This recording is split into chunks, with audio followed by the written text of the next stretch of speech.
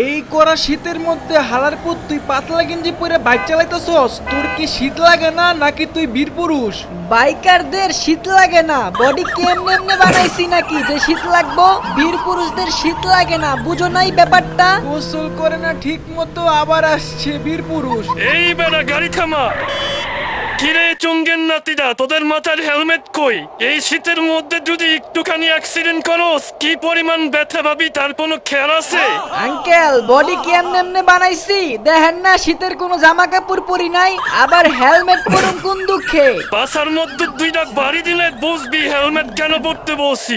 বীর পুরুষ হয়ে গেছ, এই বেটা গোসল করস না কয়দিন ধইরা? দেখা তো মনে হইতেছে সপ্তাহে একদিনও গোসল করস না। আঙ্কেল এটা কিন্তু মাইন্ডে লাগতেছে, শীতের দিনে গোসল মানুষ সপ্তাহে একদিন করবে, এটাই তো স্বাভাবিক ব্যাপার। তাই বলে আপনি আমাকে অপমান করবেন? গোসল করস না আবার খালি গায়ে শোডাউন মারাস।